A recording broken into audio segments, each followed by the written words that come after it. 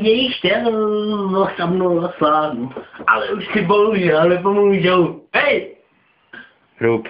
Proč někdo nespívá? Tak mám opět ten svodek Šrámka, Neumana, Valida, no, už ti hrajou, vole. To jsou hajtlo, oni mi pušujou do řemesla, vole. Hej, nejvíc bych je zrušil. Tyba, oni si myslí, že jsou kanci. Ale jedinej kanec jsem tady já, protože mám nejlepší kozy. Ty nemáš vůbec žádný kozy, vole. Ale teď to mám, vole. Ty máš možná kozy? Ty čo, vole? Aha, to bych tam nedával, protože to je fakt grd. Vole. Pičo? Chceš piercing do klitorisu, vole? No, kdyby... Chceš piercing do klitorisu? Ne, nechci, protože já bych ti ho nedával. Vole.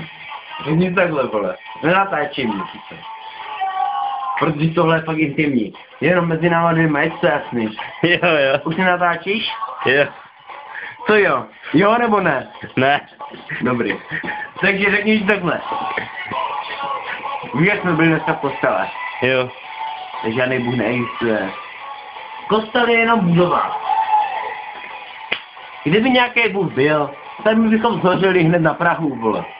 Protože ožrali do kostela můžeme jít opravdu jenom my. Ještě ta borka.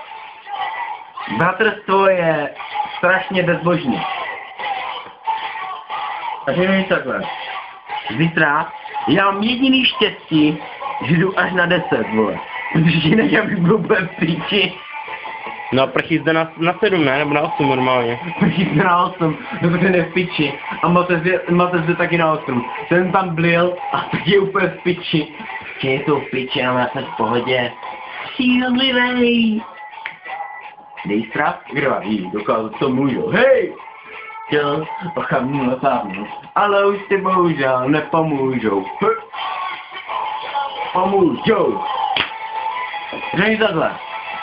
Ty si myslíš, že když máš triko, na kterém jeden hulí jointa a druhý spí, tak jsi borec. Ale to není vůbec žádná pravda. Dokud nemáš tričko, to není Adio, to je Adidas.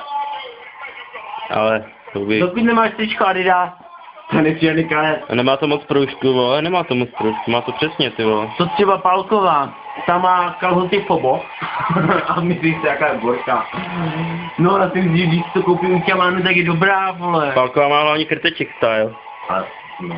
A Sherwood style, vole. Pálková si to vytáhne po ramenách, myslíš si, jaká je dobrá, vole. Já bych tam našrouboval jahodu a hned by viděla, že není dobrá.